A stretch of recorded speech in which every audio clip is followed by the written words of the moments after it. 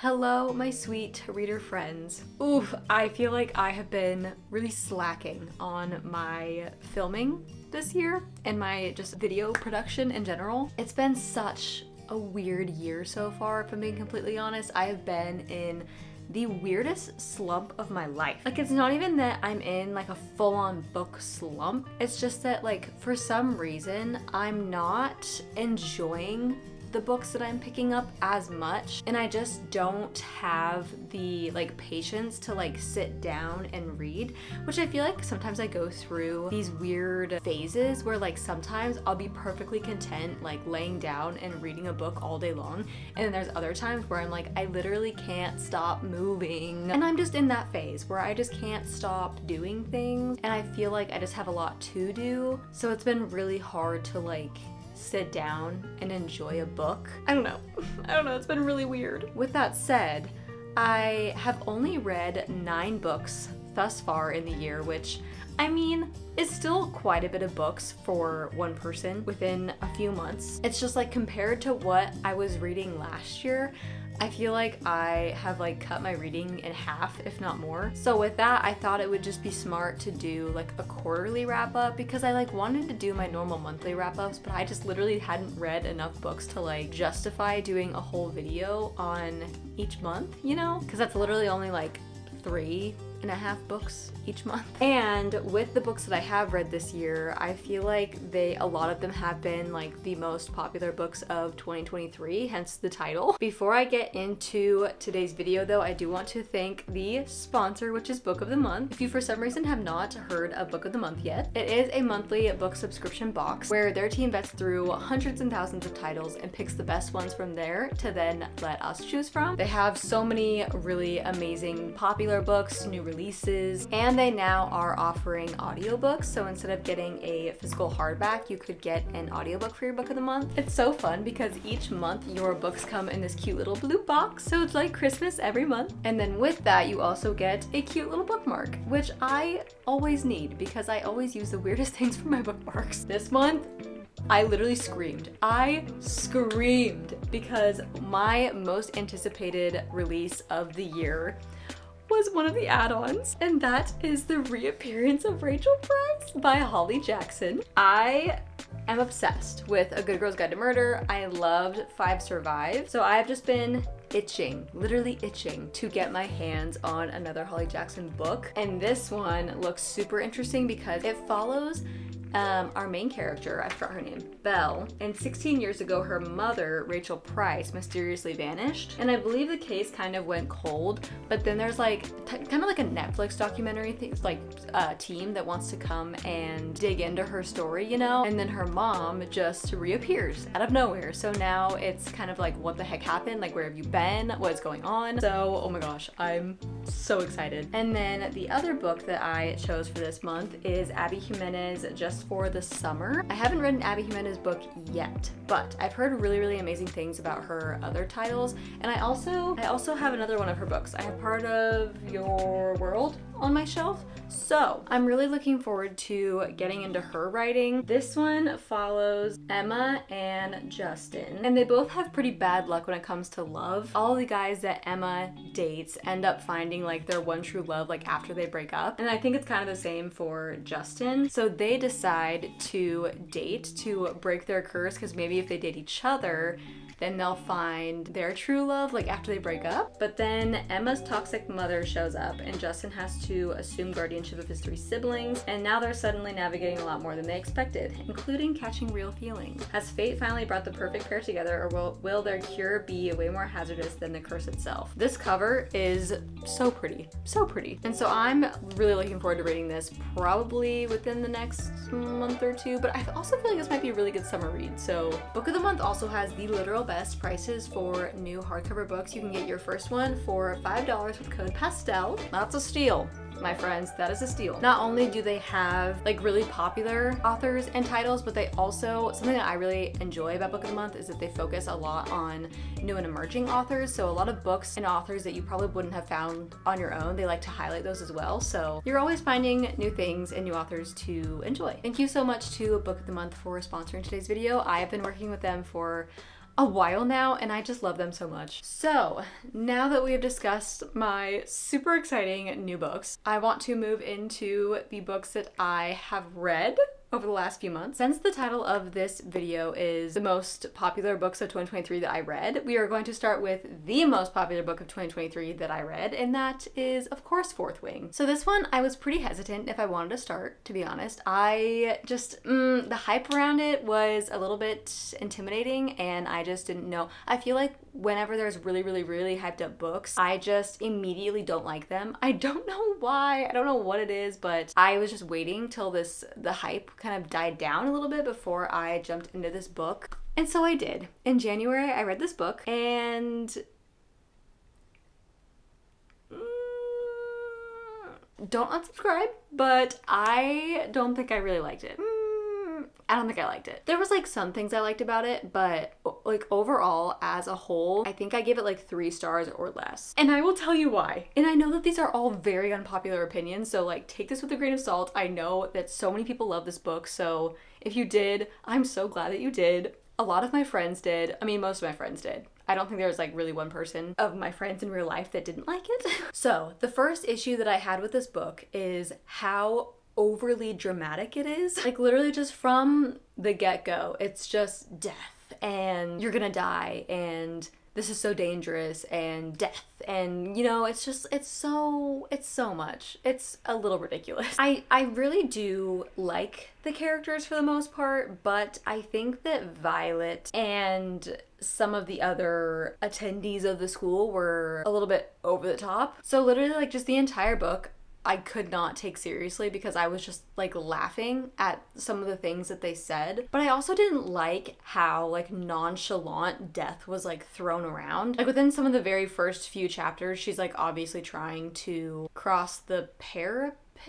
I think is what it's called. And they just talk about like how many deaths there is and how many people died that day and how dangerous it is. And it was, yeah, I was kind of over it, honestly, by like the first 30 pages. And then like moving a little bit more into the book, I was like, okay, just waiting for this to pick up, like waiting to see, you know, when the plot really starts. And we're getting to about 40% and it's still nothing is interesting for me. I mean, they're still just in the school and trying to survive, and there's really no world building. And I know that like a lot of people say that this is a great book to start if you like want to get into fantasy, and like I agree but also kind of disagree because this is also just personal for me.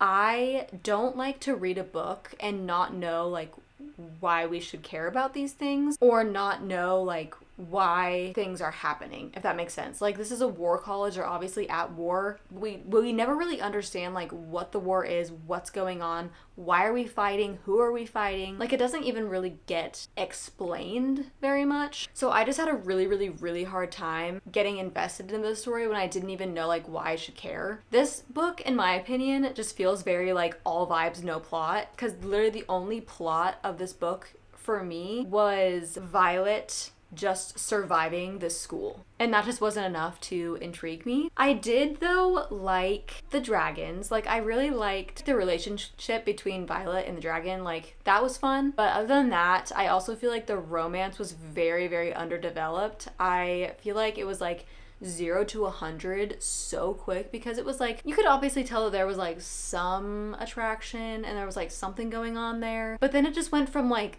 that to super intense like smut scenes, and I was like, where did this come from? So yeah, and then towards like the 70% point, I felt like things that were happening, no, I would say like more the 80% point, like things that were happening at the 80% point I feel like should have happened at like the 60% point. Like I feel like it was just so slow, and like there was really nothing like picking up until the literal very end. And I don't know, I guess like aside from all that, I can't even exactly pinpoint like what turned me off so much about this book. But I don't think I'm going to continue with the series. I don't think I'm interested, but I'm only interested enough to where like I'll have somebody else tell me what happens, like, because I don't want to spend my time like reading the rest of the series, you know? So yeah, that's my very unpopular opinion about Fourth Wing. So moving on, I also read Divine Rivals in, I believe I read this in January.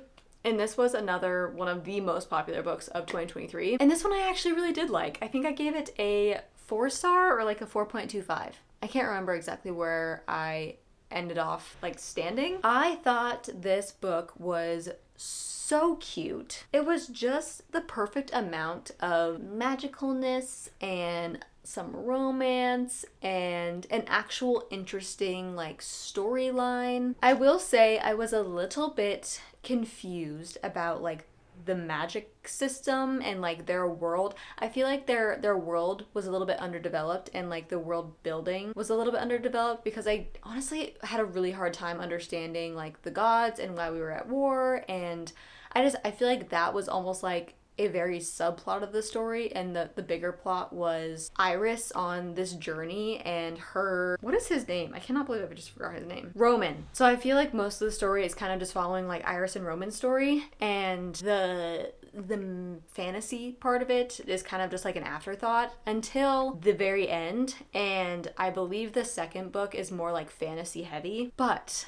Iris and Roman's story was just so cute. I am not usually like a historical fiction person, but for some reason I feel like I have been really, really loving like the historical element in magical realism and fantasy books. I'll talk about this book a little bit later, but I also read The Unmaking of Pharaoh, and that one is kind of historical because it takes place in like the 1950s, I think, but also 2022. But I've just been loving that vibe, you know, of like just older times. And I can't remember specifically what year this book is set in, but I want to say it's like early to mid 1900s, which I actually had a really hard time figuring out, because and that was another thing that I was kind of like about this book, is that it was really hard to figure out like what time frame that we were in, because the only time I think they ever said the actual year was when Iris said something about her brother's birthday being in like 19 whatever. I almost want to say like in the first book it almost seems like a little bit more magical realism than it does fantasy, to me at least.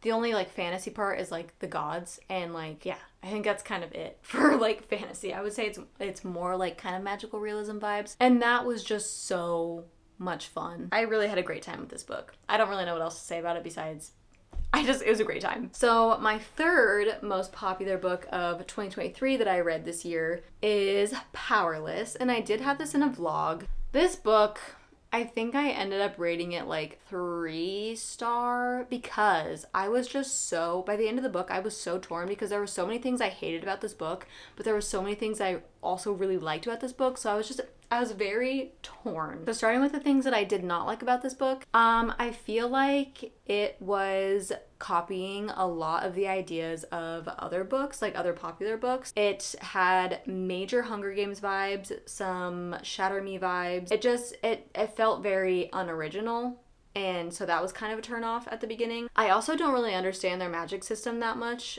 Like I understand it, but like I feel like there's not really much to it, so I would like barely consider this a fantasy. If there was like a scale of fantasy from like 1 to 10, very fantasy, I would say it's like a 3, maybe. I freaking loved Peyton and Kai though. I ate them up. I loved it so much. Their banter, they're just like dynamic. It was so fun. And I really love when you have like a very cocky, like royal, you know, high status man, but then like throughout the book he kind of shows the girl main character like his soft side, and like, you know. And so that's what I really, really loved about them, is that I feel like there was a lot of kind of like character breakdown and a little bit of development, I guess. And so that was really fun to see. And I loved Peyton and Kai together, and I love their relationship, or I guess lack thereof, kind of. But also with that said, I feel like the banter got very repetitive. Like, it was fun the first like couple interactions, but then I just felt like we kept having like the same types of interactions, and it was kind of like, okay, let's throw something, you know, fresh and new in there instead of having like the same conversations. And also I feel like there was certain parts of this book where it was like really dragged out when it didn't need to be, and very, very rushed when it needed to be more explained. So like the whole, and this is another thing, another book where I just think that like the 80% point should have been like the 60% point, because like the first over half of the book was just kind of slow build up, you know, whatever, and then like the very, very, very end of the book was like super rushed, so much happened. And then I also had a huge problem with the ending, because it ends in the middle of like something really, really big and important going on, and you just, instead of like seeing what happens, it just jumps to like 3 days later, and you're like, what the F happened during that time, you know? And then it just ends, and you're like, so you literally have to pick up the next book to like continue with the plot. Like, there is no finality to this book like whatsoever, so you literally have to continue on to continue the story, you know? And that's just like a huge turnoff for me in book series, is when there's so many loose ends. I get it, because you want to leave on a little bit of a cliffhanger and you want people to be excited to read the next book, but you don't want to make people read the next book to understand what's going on. And that's just what, yeah, that's just like what really bothered me. So I don't know. I'm just very, very torn with this book, because I really, really liked it, but I also really, really did not. I'm still gonna read the second book though to see if those things that I didn't like change. I don't think I'm gonna read the one about her and her best friend, because in the first book, that was another issue, is, and I can't say anything without like spoiling things, but there was just stuff with her friend where there was just so much lacking in that relationship that you're like, okay, why do I care about this? So to have a whole book based on their relationship, I don't know, like I get it, but I also am like, I wish we would have had that before this book, you know, or like maybe have more of those details in the beginning of the first book. So yeah, I don't know. Overall though, I think I'm rating it like a 3. The more I think about it, the more it changes, but I think a 3 is good midpoint. So now we are going on to the books that weren't as popular, but were still very, very popular in 2023. And so the next one is The Unmaking of June Pharaoh, and I rated this book 5 stars. I loved it so much. It has easily and quickly become one of my favorite books of all time. This book is just, it's so much. It's magical, it's heartbreaking, it's heartwarming, it's a little bit murder mystery. Like, it literally just has like so many elements that I love so much. I think the only negative thing I have to say about this book is the fact that like the timeline was so confusing, and like I literally could not think about it too much, or else like I literally would get frustrated, and I'm like, I don't understand this at all. But if you're not thinking too much about it and you're just vibing with the book, then it's fine. Like, you understand it enough to like enjoy the book, you know? But yeah, it just, if you start to think about it too much, it just does not make sense, or you have to like literally write everything down and like put pieces together. But I did not go into this book expecting it to be a little bit murder mystery, and I love murder mysteries so much. So the fact that it kind of had a little bit of that in it was really fun. I felt like there was so much that we were like trying to figure out. So it was very mysterious, but it was also, like I said, very like magical at the same time, because this is a magical realism book. I did feel like her and Eamon's story was very underdeveloped, but I also understand, because I don't know how to say this without like spoiling things, but yeah, actually I don't know how to say that without spoiling things. But I will just say that I just felt like their story was a little bit underdeveloped.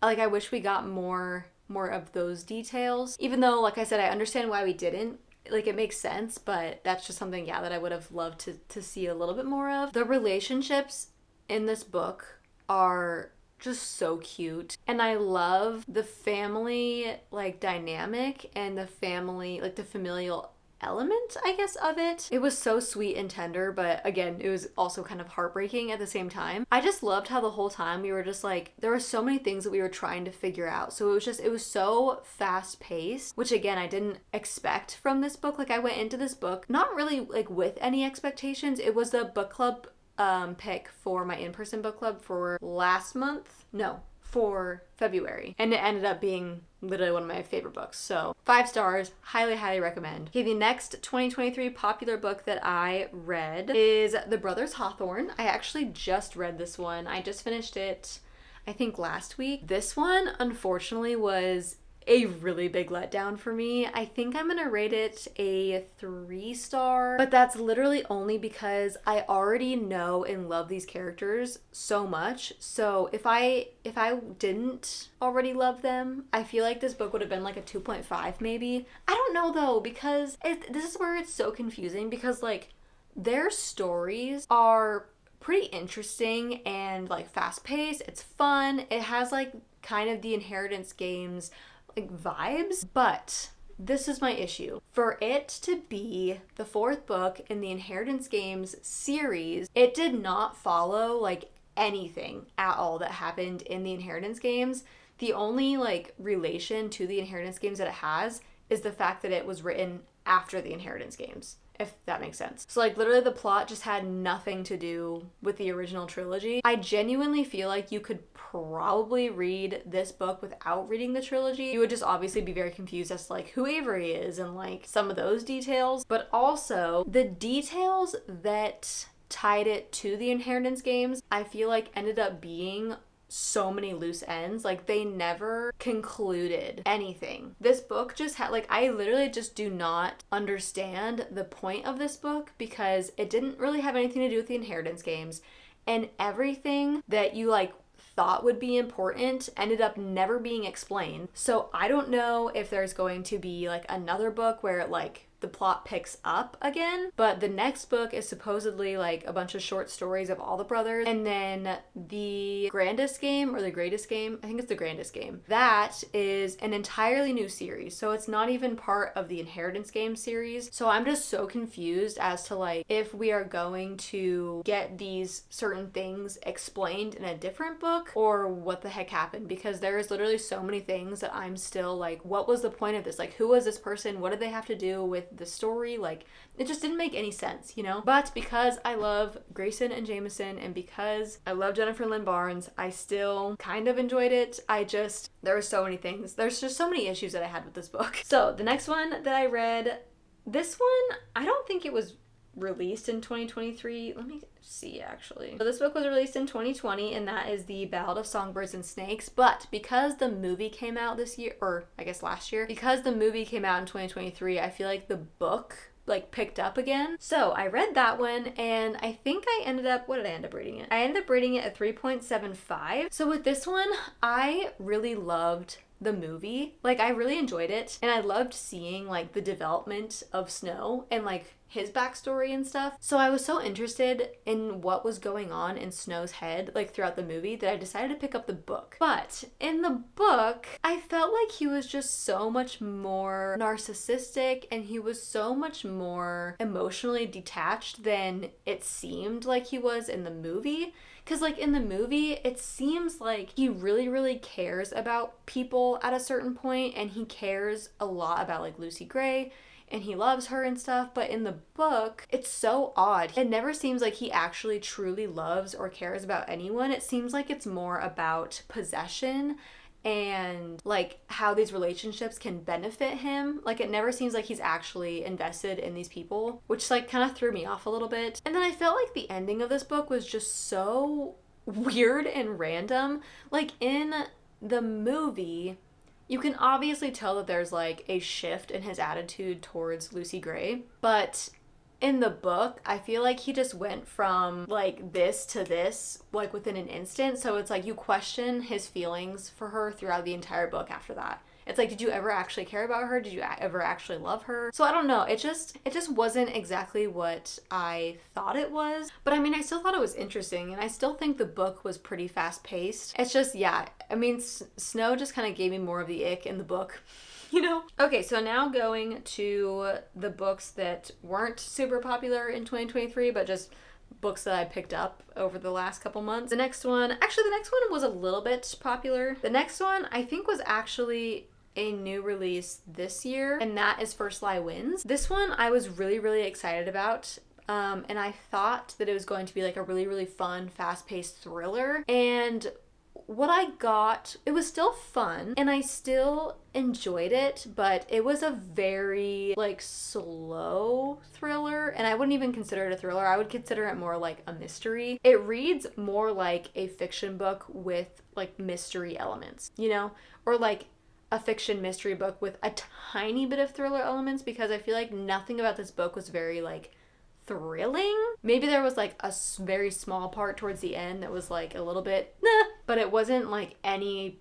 thriller that I've like any actual thriller that I've read, you know. I think I gave this one a 3.7. No, I gave it a 3.5. This is a perfect book if you're a person who either like wants to get into thrillers, like mystery thrillers, or if you don't like super twisty and like scary thrillers. I think this would be a perfect book for you, because it's so very subtle that I feel like literally anybody could read this and not feel like, ugh, you know? But I still thought it was a fun read and I still would recommend it. It's just going into it, it's not what I thought it was going to be, so I had like certain expectations and then it didn't live up to those expectations, you know? But anyway, then I also read Happiness for Beginners by Catherine Sinner, and I also made a vlog about this one. And with this one, so this is another instance where I loved the movie so much that I wanted to read the book. And I think I liked the movie better for the most part, but that is mostly because in the book, something happens at the beginning with our two main characters that I feel like really ruins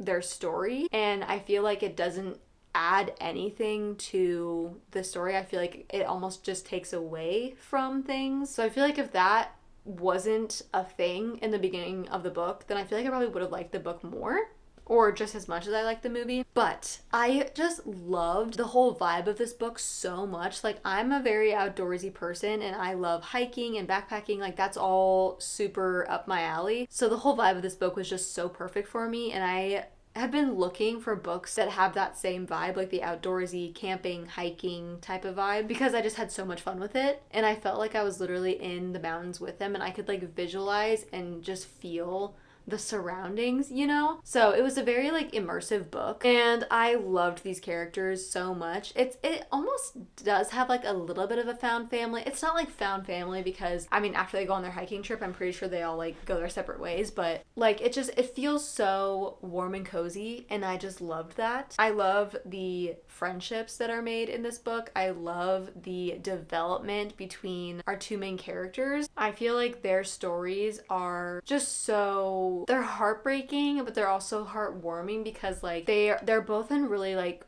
crappy and hard situations, and they just care about each other so much, like despite all of that. And this is a brother's best friend trope, and I actually loved it so much because he's like very obviously had a crush on her for like so long, but she never looked at him in any way besides just like my little brother's best friend. So I just thought that was so fun because they already had like a background, you know. She finally looked at him in that way, and that was like, oh. So I think I rated this like a 4-star. Wait, what did I say? I think I rated it a 4-star. But yes, it was so cute. It was so fun. And then the last book that I have to talk about is The Lovely and the Lost by Jennifer Lynn Barnes. I think I also made a vlog about this one. This one, honestly, I love Jennifer Lynn Barnes so much, but I was a little bit let down with the final gambit, and I was really let down by the Brothers Hawthorne. So I don't know, like going into The Lovely and the Lost, I was expecting to like it, obviously because I just love Jennifer Lynn Barnes, but I also just wasn't expecting much from it. And I feel like it lived up to that expectation because it wasn't amazing like other Jennifer Lynn Barnes books that I have read and loved, but it also wasn't bad. You know, it was kind of just like, that was fun, and now I'm gonna like move on. It was really fun. Like the whole book was very fun, and it was very interesting because it also is set outdoors, like in the mountains. So pretty much a lot of this book is like they are searching for this girl who's gone missing in, I can't remember what national park it is, but it's in a national park. So again, the vibes of it were just so good. And they have like a business, I guess, of having and training and using search and rescue dogs. So it's very dog friendly. They talk about dogs a lot, and that was also very fun. I love the found family and just like normal family like aspect of this book. That was very, very sweet and tender and wholesome. The plot twist didn't live up to the expectation, and I said this in my vlog that I made for this book, but I feel like in this book there was like a few different things going on, and she just chose to pursue the wrong thing, you know? Like, I feel like if she would have pursued like one of the other things that was kind of hinted in the book, like that could have led to such a better plot twist than like what happened, you know? And then I didn't really like how at the end of this book there was like a hint of something that was like, ah! And then there's no second book to elaborate on that hint that they dropped. So you're just kind of left with like, is this a thing? Like, did this happen? Did this not happen? Is this person out there? Is this person not out there? Like, what is happening? So that really bothered me that there wasn't like a follow-up to that bomb that was dropped at the end of the book. But again, like I said, I still had a great time with it. I